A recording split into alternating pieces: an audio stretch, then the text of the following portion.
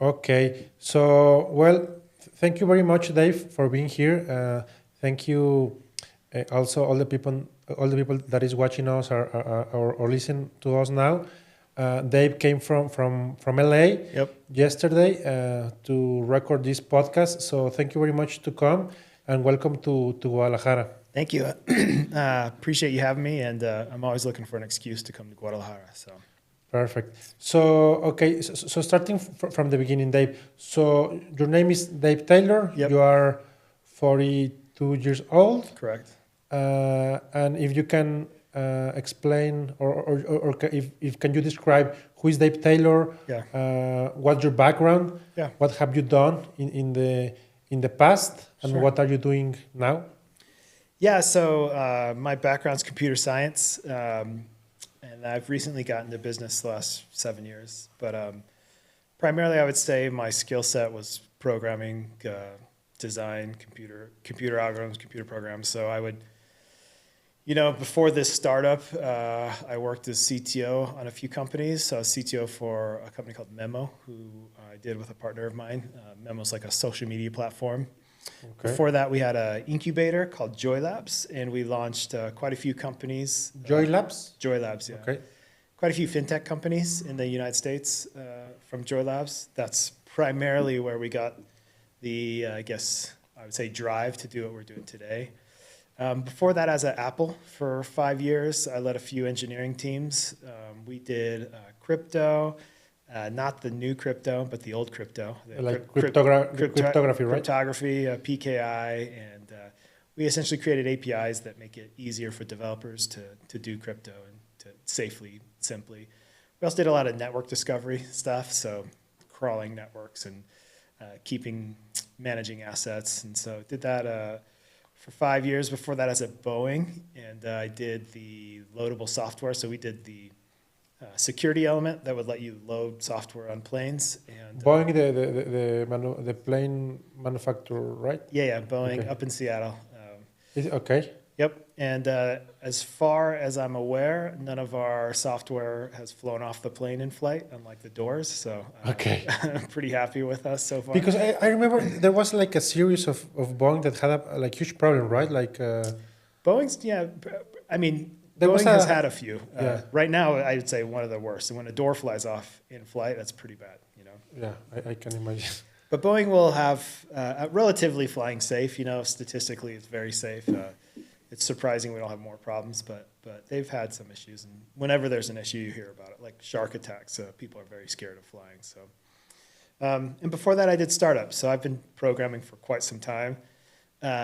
Except that this startup's the least I've actually developed. I've been more in the leadership space. So, been CEO of this startup, and I don't know if we want to get into that yet. But yeah, so my background from the United States. I've been there, lived there most of my life. I've lived a little bit in Europe, and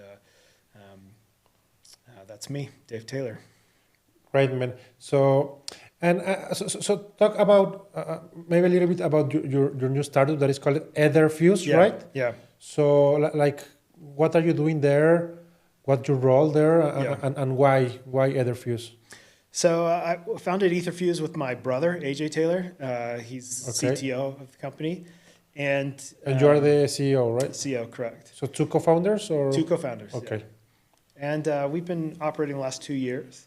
And we've been operating primarily in Mexico. So we founded two companies in Mexico, one called Etherfuse MX and one called Etherfuse Liquid MX. Fundamentally, what we're trying to do is improve access to risk-free investments on the blockchain. So we believe, the blockchain is relatively chaotic, but can provide a lot of value for a lot of people. And so we think, if you look back in history and you say, what were nations able to do to create stability and to create communities and generate success? Bonds were really the interface for that. Bonds allowed the Presidio allowed Venice to create a way to generate revenue off of some revenue stream and gain investment, and then create the stability that let Venice succeed. And same with France. France had rents. the Dutch did really well, and a lot of like the with bonds, right? with bonds, yeah. Okay. So a lot of Europe's success financially started with bonds. And how, like maybe in a general or more, I don't know, like easy way to describe a bond. Like if someone does not know what is a bond. Yeah. So a bond, it is bare minimum. Well, let's say a sovereign bond, a government bond. A bond is a way a government raises money to do stuff. And so you can say, I'm going to give you 100 pesos, and the government will say, in a year, if you invest this in a year bond, I'll give you 112 pesos back. Okay. So it's risk-free. So you're getting 12% or 11% back. Because the government is the one that owes you that money, right? Yeah, and unless the government defaults, you will get that money back. So examples would be perhaps Argentina may default right now on some of their bonds. But I think people who took on that debt knew that, But if you look at Mexico, it's BBB plus rated. If you look at the United States, AAA rated. They're not going to default. They're not going to want to risk that. So you're pretty safe investing into government bonds. That's what a government bond is. It's like, we have a revenue stream, give us some money so we can develop it, and then here's your interest or your principal plus some return. Okay. Yeah. And in Mexico, the way to invest in these bonds is through cetes, right? Yeah, so I would say the best way for a Mexican investment bond is through cetes directo. Not through us, but through cetes directo. Just buy them directly, get them, you get premier access, and you earn some interest back. Yeah, and right now the interest rate that gives you, I think it's around 12%, right? Like per year. Very, very high. So around the world, that's really high. Yeah. And especially given your rating, the Mexican liquidity in the bond market's crazy good, and very stable. And so that's a screaming deal, I guess we say in the States. And I think a lot of people outside of Mexico would love to have access to that. Yeah. For example, if I want to invest in a US bond, what's the interest rate now? Interest rate for a US, well, they're all different types, but for, let's say, a short term. Yeah, something similar to cetes. You're looking at 4.5%. Yeah, so that's crazy, man. Like, it's crazy. Almost 3 times. Yeah. And I remember when when I was doing my master's abroad, like my German friends, there were times that the government give you like financing with zero interest rate. Yeah. Or like I remember that also like the energy. At some point they had that like too much energy, so basically they were paying you to use electricity, right? Yeah. So maybe for us it's something let's say normal. I'm saying like in Mexico or maybe Latin America, I'm not sure, but at least in Mexico, like having this type of products or this type of investment options, such as a bond, is quite good. And if you see it like as you see it like from abroad, it's crazy high, no? Yeah, it's a great deal. It's a great deal, yes. And for the most part, it's like just a good idea. If you don't want to become an investor or a trader and focus your whole life on how you should move money around, just put it in bonds and forget about it. And you'll be in great shape. And I would say Mexico right now is unique in that it's very safe with high yield or high interest. Generally, a yield will represent volatility plus like that government's willingness or interest in raising funds. And so right now it's a good opportunity. It may change, but right now I think the world would love to tap into cetes particularly. Nice. So you said something that was very interesting for me that I didn't know exactly how or who rates the countries, because you were saying that Mexico is triple B plus. Triple B plus. Yeah. Okay. And then US is triple A. Triple A. Yeah. Okay. So how is this ranking system? So the ranking system is by credit agencies. Okay. The big ones like Fitch and Moody. There's a few others. There's generally 3 that people trust, and then they just assume those across the world. They just Ethereum. I think they are most predominantly U.S. companies that rate them, Okay. but your rating comes from that. All right. So, and what are the grades? Like, which is like the best grade and the worst Yeah, grade? best would be AAA plus. Then I think there's A minus, and so it goes double A, single A, B, B plus, all the way down to lower and lower and lower. So Okay. anything generally double B plus is gonna be pretty good, and a government's not gonna want to lose that rating. Yeah, of course. Okay. So, for example, like, do you have any idea like what's the ranking or what's the rate in Argentina now? Or I don't know. no, but it's super I would bad, say right? it's not going to be good right now. Okay. It'll probably change in the future, but I think there needs to be a lot of hard times.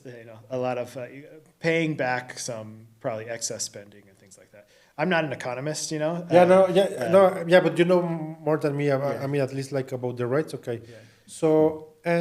So with Etherfuse, like we were talking before, now like one of your main products is tokenizing Yeah. bonds. So let's say, in other words, like putting like cetes through blockchain, right? Correct. Giving access to the rest of the world Exactly. to cetes through the blockchain. I'd like to, if you don't mind, step back, because I think the best way to explain this is to kind of explain what exists and maybe some problems with that, and then why it's important. So I think the blockchain, we all kind of feel that it's going to be this technology of the future, but there's not a lot of things that have absolute product market fit. So I would say, for sure, stable coins have product market fit on the blockchain. Sending money on the blockchain is better than anywhere else. It's cheaper, it's faster, holds value across the world. Much more efficient, yeah. I'd say you could argue that artwork, NFTs have some product market fit. And I think some of the infrastructure, like mining and stuff, those make sense and make some money. And so for me, those three things are kind of like the only thing that have for sure today a fit. The problem with that is, as the rest of the world continues to use stable coins, we are primarily giving the value we create to whoever operates that stable coin. So if you look at a company, a stablecoin company, like let's take Circle, and we know Circle because they report what they have. When you give them $1, they give you a token back, and they take that dollar and they take 75% of it and they buy treasuries. And they take the other quarter and they put it in the bank. And so if you are a Mexican and you're using USDC to transact, the value... Circle is the ones that create USDC, right? Yeah, Circle, okay. And then they're a US company. Okay. So the value you created by holding your money in that token is all going to Circle. So a small set of people and in the US. And so it's not benefiting you here. No, okay. So what we said is, well, why don't we, we have a lot of value we could capture for people across the world. Why don't we make it so that if people want to own that bond directly, they can, and they can do it in a way that benefits their community. So we started with Mexico for other reasons too. And so when we create a token for you, we give you the whole bond. So if instead of you give us $1, we give you $1 worth of cetes, you also can earn the interest off that token too. And it benefits your country. And so we think that it's just going to be a better, more fair store of value across the world than us relying on one company that creates a stable coin. And so that's what a stable bond is. It's literally a stable bond, yes, okay. Yeah. Bond. So in the back, behind the scenes, we have a company here. We have brokerages here. We purchase with your funds that bond, and as interest payments come in, we pay them out to you, and you earn that interest directly. And you pay it through crypto, right? Through the blockchain, yeah. Through the blockchain, right?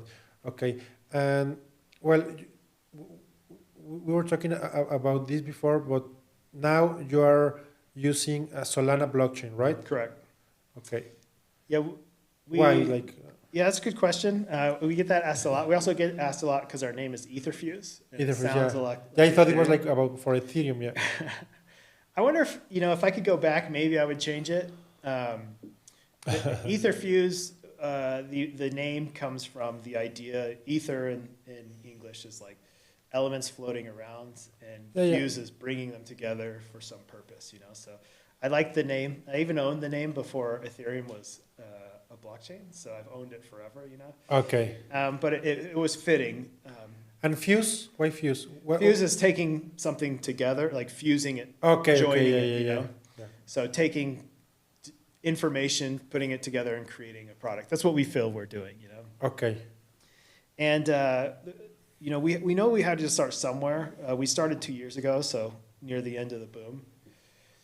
And we thought back then you could raise money quick, you could do things quick. So we thought, okay, for 3 months we'll do proof of product, and then we'll raise a bunch of money, and we'll hire a huge team, and then we'll push it out. But then Terra Luna went under, and then FTX went under, and so which one you said before? FTX? Terra Luna. So Terra Luna, yeah. You remember Duquan? Yeah. That was like the beginning, I would say, of the bear market. Okay, yeah. What happened with FTX? It closed now? Or well, I think it's coming back. They're in bankruptcy right now. But essentially, SBF was using customers' funds to do other things. And I know. Yeah. They were investing in their own, I think in their own fund, right? Yeah, they were just moving money inappropriately, and then they ran out of money when they got called out on it. And this guy, it's called Sam Bank, right? Or Sam Bankman-Fried. So what happened with him? Like, He's still in court. Okay. It looks like he's going to go to jail forever. But okay. But yeah, he's been in jail for quite some time, and I don't know when court's going to end, but it should go on for quite some time. So basically, you create a startup, a crypto startup company during the bear market, right? Exactly. Yeah. What how was that feeling? I mean, it's horrible. Yeah. Because I mean, like when everything was going good, I mean, everything was happy, no? But I mean, I guess, should be bad, like at the moment, but looking like the positive way, it also like somehow it's like a depuration of the crypto ecosystem, the crypto startup. But I don't know what happened in your head during that time. Yeah, I'll say it is probably going to end up to be very lucky for us because we seem to have survived. Things are turning around a little bit. We built a lot of trust in the bear market. People know who we are.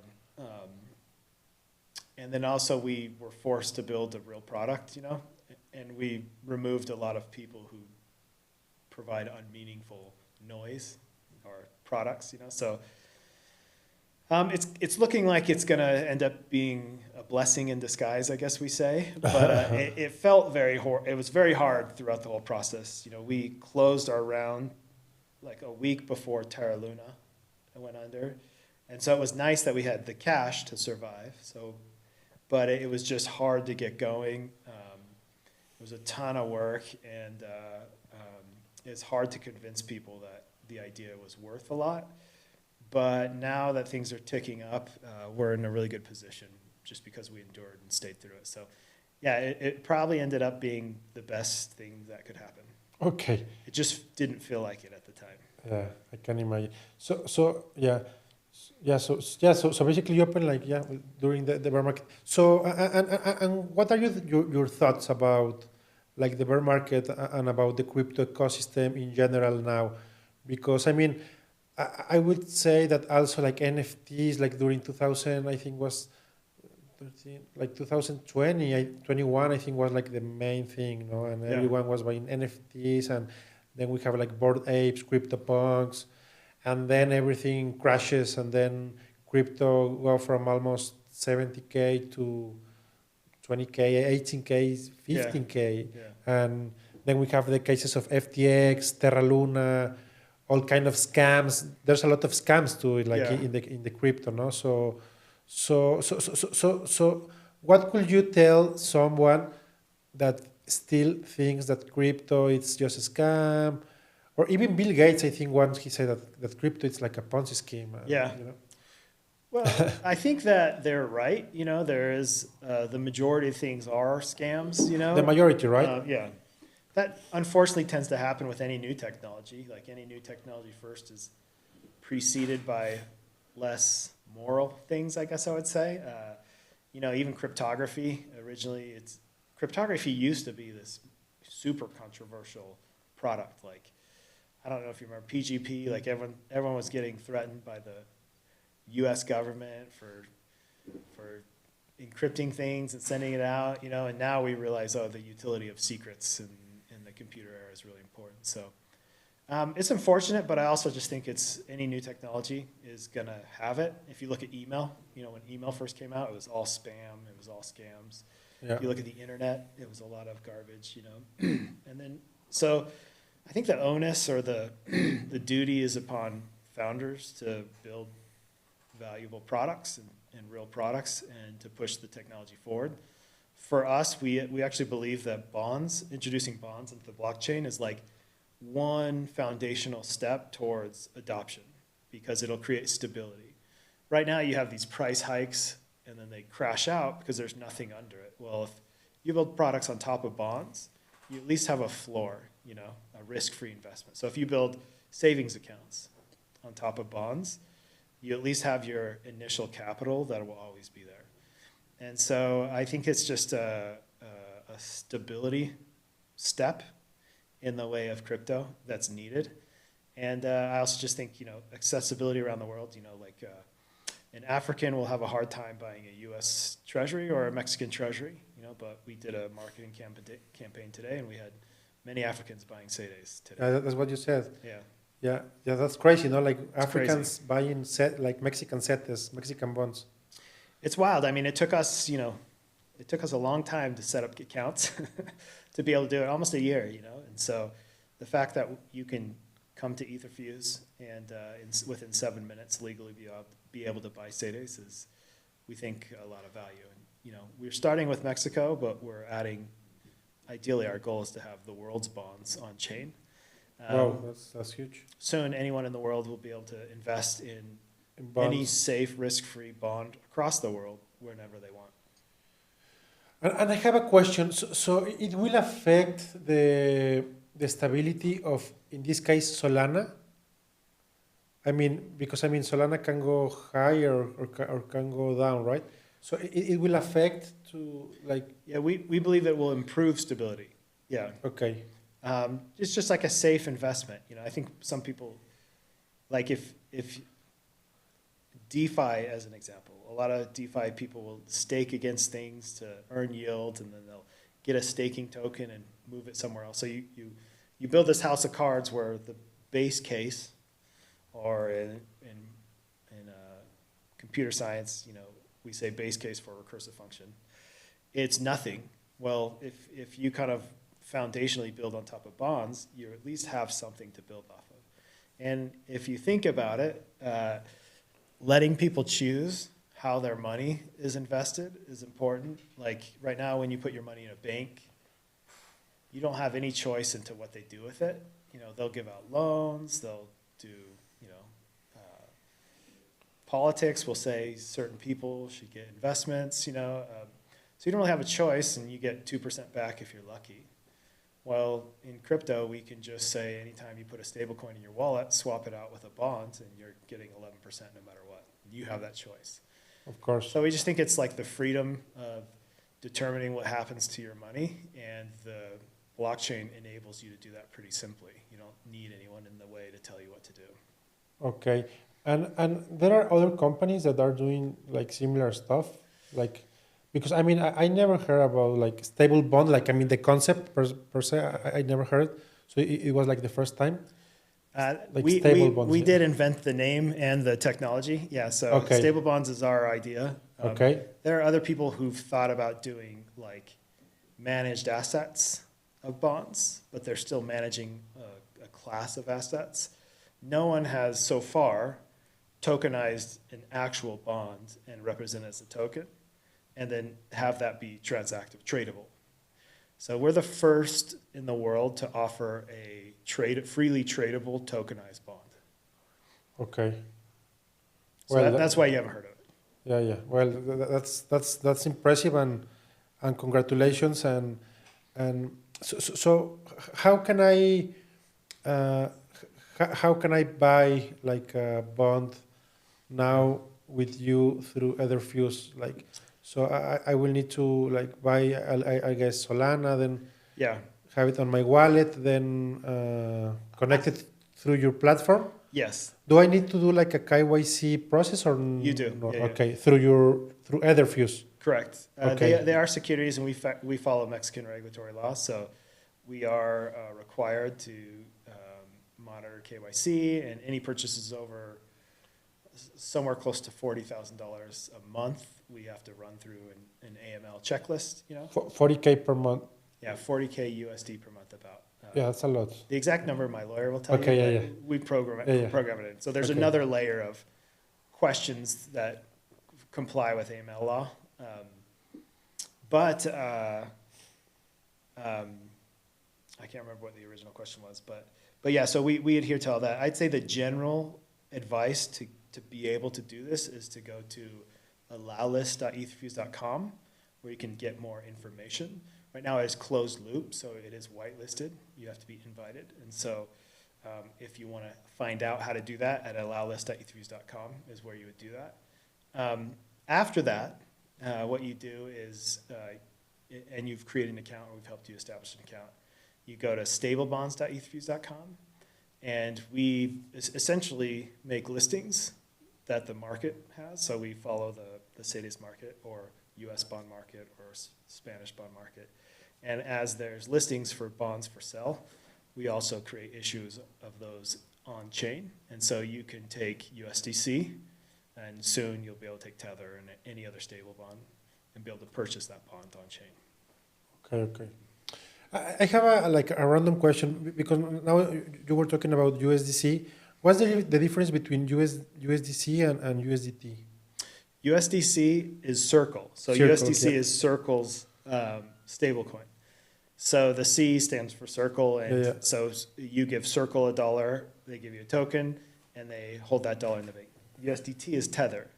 Okay. So Tether is the asset manager and the central company.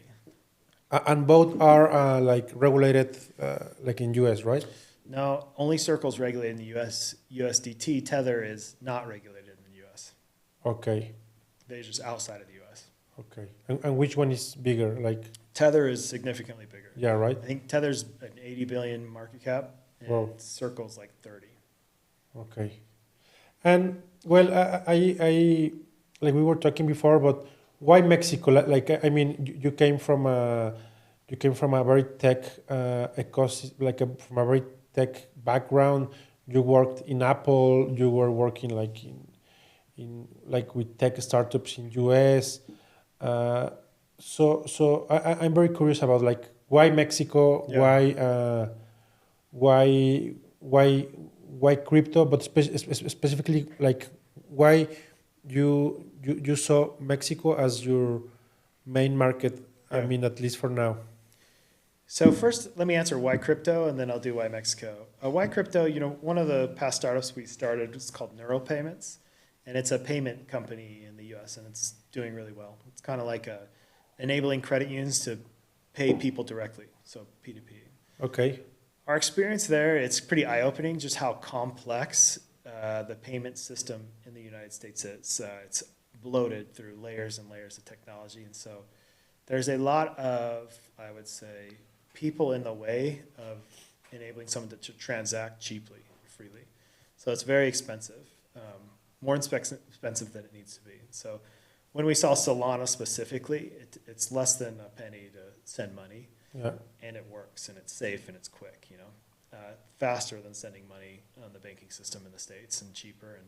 And so you can build things on top of it. And so now, it's not necessarily better, but I believe in 10 years it will definitely be better. So that's why we picked crypto, as we saw, there's an opportunity to change the world here and to build products that will dominate in the future. And so we wanted to spend time in an ecosystem like this. Why Mexico? I get this question all the time. My Spanish isn't good enough. I don't look Mexican enough to justify it, I think, I'm big into game theory. I don't know if you ever looked at game theory at all. But we initially tried to do this in the United States and just realized the US is never going to let us change how things are. So if you look at through a lens of game theory, So I don't know what is game theory. Game theory is like to anything we're trying to do, and as we grow, I would be insecure feeling and always battling. Yeah, yeah. Because you have the SEC, and the SEC is. I don't. I want to say this like politely, but like, I don't know. It's not the same like the equivalent the SEC in El Salvador than the SEC from the US. No, like the SEC in the US, they go for you. You know, like they will chase you. No. Yep. And I mean other countries, even Latin America, it's, let's say, more flexible. No. Yeah. And with the SEC, you can't mess. You won't win a war. Yeah. Right. You won't. Yeah. No. They have more money than you. They have more power. Everything. They have nothing to lose. You know, like you get in a lawsuit, Gary Gensler will go to bed sleeping happy at night, and you'll be worrying if your kids aren't going to have a dad. You know. Yeah. It's just not worth it. So the leverage isn't there. So strategically, we didn't think it was worth it. And as a startup, you don't have enough money to hire the lawyers and to fight that battle. And so we kind of stepped back and said, who in the world would benefit from a change in the financial structure of the world? And if you look at like outflows of money from the States, you got China, you have India, you have Mexico. And so what's the biggest economy that could benefit from the blockchain? So, Mexico is now America's biggest partner. A lot of Mexicans still don't have bank accounts. It's hard to get bank accounts. The average loan price here is extremely high. The interest rate, and that's crazy because the interest on one side, the interest rates are crazy high, like top 2 to top 3 in the world. Yeah. And on the other side, now it's changing, but like if you have your money in your bank account, they won't give you like nothing. Yeah. So it's crazy. But for us, it's, not like for Mexicans in general, it's normal because we are used to that, no? But if you go or you see in other countries, like you get interest for having your money in your bank account. And we were talking before about like the market in Mexico. Now I will say since 2018, because of the fintech law, blah blah. It has been changing.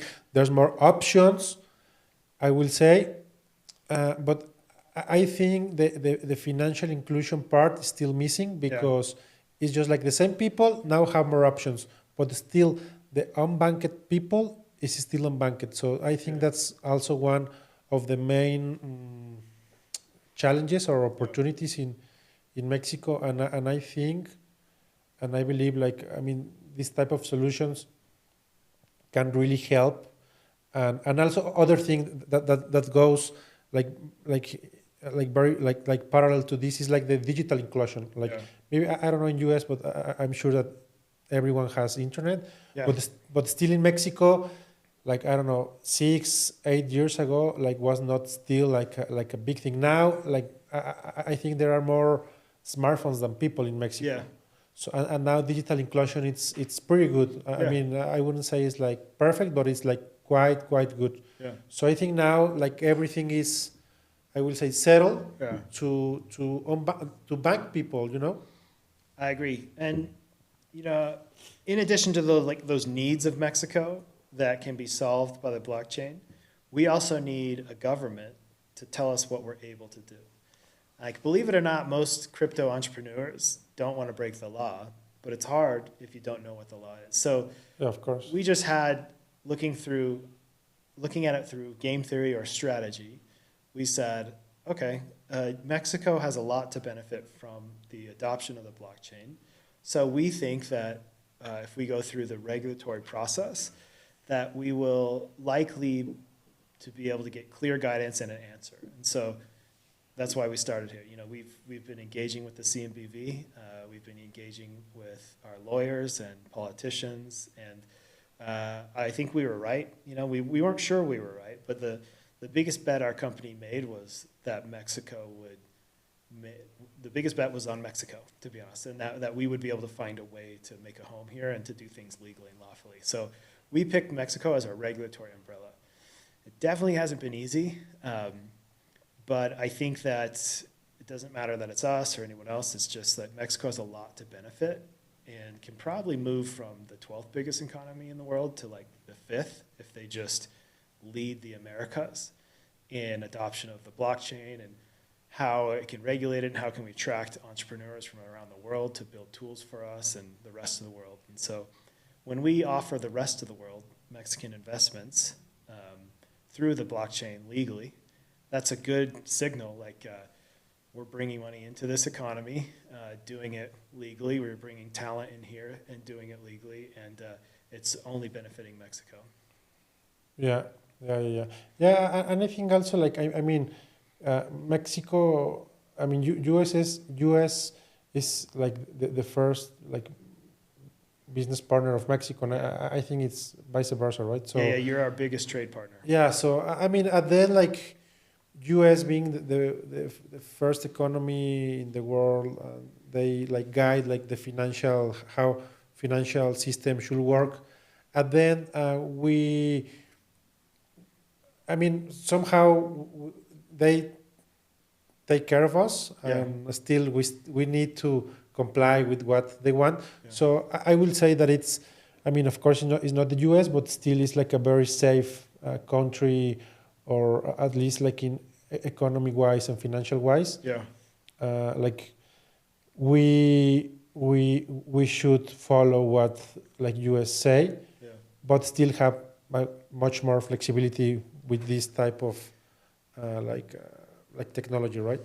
Yeah, I would love to see the government of Mexico, and I believe they will, stand more on their own of leading the way, and I think they can.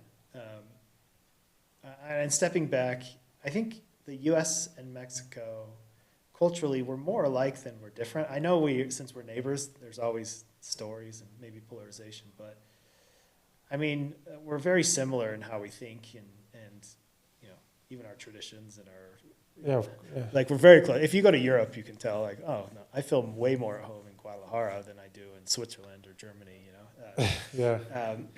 But like just an example, you know, you had the Bitcoin ETF approved today.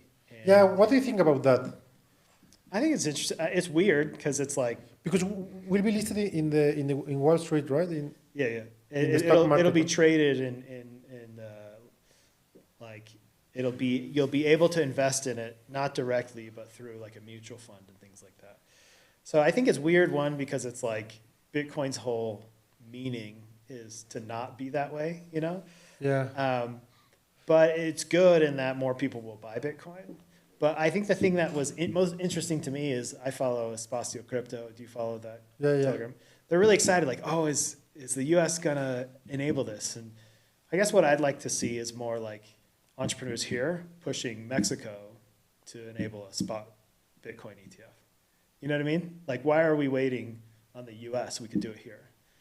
And that's what I'd like to see more. And maybe you have it here, but I guess let's not wait on the U.S. to innovate. Let's build it here. And I think if we start, technologists will come here. You know, like some of America's greatest technologists aren't even born from. But what I didn't understand, I don't know if you know, why they call it ETF? Because for me, an ETF, it's like, I don't know, like, for example, ETF of the Mexican stock market. So they pick like the best, like the best stock companies or like the best companies, and then they do a list, and then you invest in the ETF, and then you have like a. You know what I mean, right? Yeah. Weirdly, ETFs are kind of like ICOs or tokens, you know, or like real world assets too. Like and you invest in several companies, right? Like usually with ETFs, right? Or I'm wrong. Yeah. So you can. So like the SP 500. Yeah, exactly. Proportional stocks in the top 500 performing companies. Yeah. So if you want to invest in an ETF, the SP 500, you buy a share of this pool, and a manager goes out and buys those. So you don't have to buy all 500, you just buy one thing. Exactly. So with Bitcoin, you'll have like BlackRock or a company, they'll raise funds through an ETF where you pay money and they give you a share, and then they go buy the Bitcoin. You don't manage it yourself. Okay. But at the end, you're just investing in Bitcoin, right? I mean, it's... You can sell that share, and however the price of Bitcoin changed is the price of your share. Okay. Yeah, that's, I don't know. I It's, think is I don't like. Do you think it's an unnecessary intermediary, or it's okay? I think it's many things. I think it represents the development of Bitcoin. Like, not everyone wants to get a wallet and set it up and buy Bitcoin. Yeah, that's true. That's true. Maybe some people Just want to just invest. give me $1,000 of Bitcoin. Yeah, because today I saw that Bitcoin was almost 50K. No, like I think it was because of that. No, or Yeah, it should. I think everyone thought it was going to skyrocket. It looks like it didn't yet so far. But that's what everyone's excited about. But yeah. my main point was, why are we waiting on the U.S.? I really believe Mexico could lead the Americas, not just Latin America, but North America too. Like, let's create laws that make sense, and let's push our government and our regulators to think about it, and let's build ETFs here. And why wait on somebody else? Mexico's a big enough market to move things forward, and people trust this market. And so that's my main point in even bringing that up. Yeah, of course. Yeah. No, you're completely right. But I will say that also I don't know. That's maybe my point of view. But I think so in some regulations, specifically like maybe crypto, Mexico won't do something that that USA does not like. Yeah. I mean, yeah. in a regulatory point of view. In some ways, maybe. But we're seeing what we're doing here, we could not do in the U.S., even though it's very safe. Yeah. And some other projects we're working on, like, I'm trying to think if I can talk about this or not. I think that I can. But we're asking to do a general public sell on the blockchain to the general public, which the U.S. would never do. Yeah. Okay. But it's still a net good and benefit for the general population. So I think they will, but I don't think they will do things like market securities to the U.S. or let American citizens open bank accounts and do things that are illegal in the U.S. So I think there is a boundary for sure. But I don't think there's any reason why Mexico shouldn't do things that are in their best interest as a country because America says no. And I'm American and I like America. I just think the world would be better if there was more distribution of power and decision making and rewards and value creation across the world. Okay. Yeah. Great. Thanks. So, and I wanted to ask you before, were you like early adopter of Bitcoin? Like when was the first time that you like got Bitcoin? I got into Ethereum around 2016. Okay. But I was just casual. I just dove in late. After we built the U.S. payments company, I was like, okay, this is the future. So I didn't really dive in. Now I'm too invested. Yeah. My whole livelihood, pretty much. But really, I didn't dive in until 2 years ago. Okay. But I owned money in Ethereum, and I dabbled and I played, and I bought an NFT a long time ago. Okay. So. Did you buy like any like famous NFT collection? No, I grew up too poor to do something like that. Okay. Yeah. Yeah, but I mean, like, you remember, like, Bored Apes when they started, it was like 180. It was crazy. Yeah. $180, like nothing. Yeah. I mean, now I don't know, but and what do you think, like in general? Maybe it's a beside question, but what do you think about NFTs in general? Like, I don't know, like NFTs as we know that Bored Apes, CryptoPunks, Azuki. I think we gotta wait and see. I think there's some value in like collectors, like Pokemon cards. I think there's something there. Obviously, there's something there, and community building. I think it's shown some meaningful way to like target a community and like airdrop them things. So, but I don't think we know yet. I think there's more, and I think this is like we're so early on the product stage of it that it's going to iterate. But I think there's definitely something there. We look at it as a bond. So a stable bond, it's a token, but if you want to collect interest before So if it's like a long-term bond, we have to convert it into an NFT. So if we use an NFT as a bond Yeah. too. Okay. Yeah. That's true. Yeah, but yeah. Here in Mexico, like we were talking before about like Cholo, like the Mexican team, and Yeah. like here in Mexico, they have created like some NFTs as a part of a membership to be part of like a soccer community, and sometimes you get tickets. Like for example, Cholos Yeah. did that, Tigres did that, Chivas like feminine, like for girls, Yeah. they also did that. Like some also like some. I'm talking about Mexico, like some baseball Yeah. team. So I think that that's quite interesting.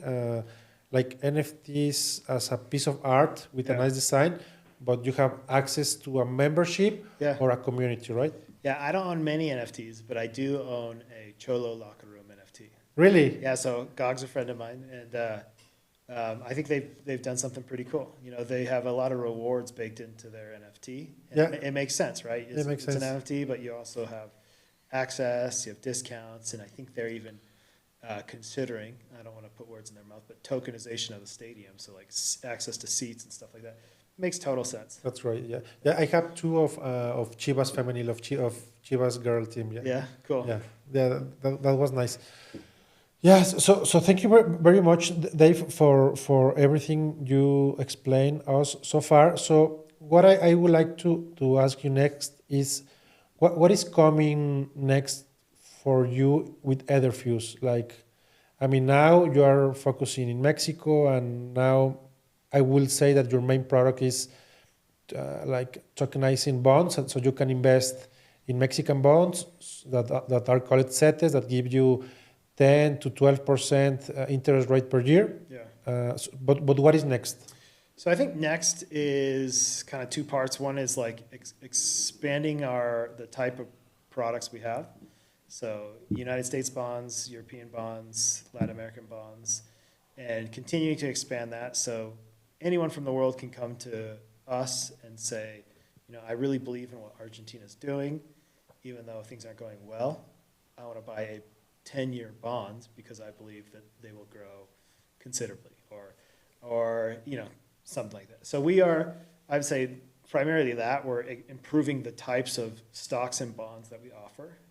And then in addition to that, we're giving programmatic access. So we think most of the value that we will give to people is to entrepreneurs and developers. So most of the financial world is built upon bonds, banks, investment funds. And so once we give programmatic access to wallets and to exchanges, enabling them to build cool stuff. So that's what we're going to do next. Okay, nice. And what do you think about like scams, or let me rephrase, what would you recommend to like for people to being able to identify a scam? And why I'm saying this, I mean, you know that in the crypto world there's a lot of scams, but also like here in Mexico, and especially like here in Jalisco, Guadalajara, there has been a lot of scams. Yeah. So basically, I mean, there's a lot of stories. One very famous was one that was called Cifra. They were doing like a kind of a Ponzi scheme through Bitcoin, and it was when Bitcoin was going higher, Yeah. very high, and I think they raised like $600 million. It was a company from here, from Guadalajara. Wow. And now like some others, but they were giving you like 5% per month, or even 10% per month. Right. And then some other financial, like maybe traditional companies, they will give you like 3.5% per month. Yeah. Here in Mexico. And then like they, of course, at some point they won't be able to pay you and then disappear. And then people claim the government or the state, like, oh, it's your fault. But I mean, Yeah. you know, so I don't know. What are your thoughts about like scam in general? And I think that's tough. I think probably the surest way to avoid it is to look who stuck around during the bear market, and Who was still building things during the Okay. bear market. Because you can't survive in a bear market without quality. Yeah. But it's always going to be hard, and there will always be scams. And ideally, the government gets better, entrepreneurs get better, and we're more able to identify these things. If you look at us, we have an incorporated legal entity here, so there's something you could go after. And it is our hardest problem here is we have a hard time building trust because people, I think, just initially assume we're a scam too. So it's a tough problem. I don't know the exact answer. Okay, yeah, right. So, yeah, and so, like, and like, I will say that also one of the main problems or one of the, well, I will say one of the main opportunities or challenges in Mexico, it's financial education, right? So maybe you can educate financially people through technology. What are your thoughts about that? Because, for example, if you compare, I don't know the exact number, but I will say like something random, but I think like US, I don't know the percentage, but I think it's like maybe 10% or 20% of the population does invest in whatever, like bonds or stocks or whatever, no? And in Mexico, I think it's like less than 1% or like nothing, no? So I mean, I think that's a great opportunity for you and but in general, no? Like how can you or how should that challenge be addressed? Like, I think there's a bunch of challenges within there. One company that does pretty good here is Conoce. Like their stock exchange, before you're able to buy a type of investment, you have to take a class on what that investment is. It's just like 10 minutes, you know? Nice. I think they do pretty good. But I think more than that, like when I grew up pretty poor, I would say, especially for the States. And I can't even imagine ever at some point in my life having enough money to think about investing. I was just getting by, you know? Okay, yeah. So I'm sure a lot of people here feel that way too, you know? So for those type of people who I was, I think it's more engineers and entrepreneurs building products that kind of help them out. So like a savings account that invests safely for them and products that are better than banks, you know? I think that's going to be the best way. And improving the economy so that there are people who have extra money to invest is an important part too. So Conoce does pretty good, but yeah, I think, you know, we try to, for every bond we add, we try to have videos and documentation to explain what it is. But I think it's like just proliferating, you know, when you do get a crypto wallet or a bank account, it's kind of hard to not learn about it in some capacity, but yeah, because it took me a while. Like I remember the first time that I think I bought crypto maybe, I don't know, 4 years ago or maybe 5, like 2018 when I downloaded like Bitso, you know, it's kind of easy. But then to go to the DeFi, like to send your crypto to a cold wallet and then like to buy, like I remember the first time that I bought an NFT. It took me like quite some time because it's kind of difficult to understand. It's not that easy.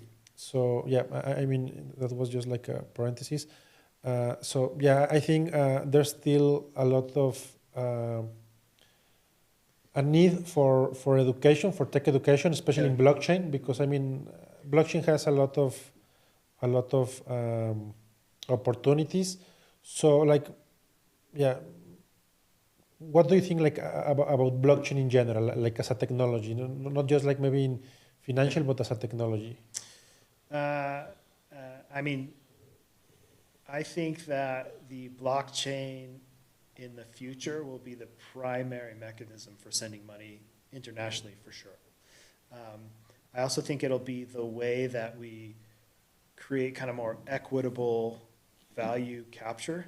So if USDC is the only stablecoin that exists in the world, all the value the world creates through commerce only goes to a small amount of people in the US, you know. I think the blockchain enables anyone to create a competing product, just like it enabled USDC to exist, that will enable like communities to capture the value they create. So Visa has a pretty dominant share of payments across the world. If the blockchain can be the main payment system, local communities can build their own kind of infrastructure on top of it and make sure that their commerce provides benefit to their communities. So I just think that there's so much value to capture for the consumer there that it's inevitable going to be the way that we transact in the future. And it's safe, it's secure, I own it. No one can take my money without my permission unless I make a mistake. Yeah, of course. So it's an amazing distributed technology that once it starts taking off, it's going to be probably impossible to stop, just like the internet, just like email.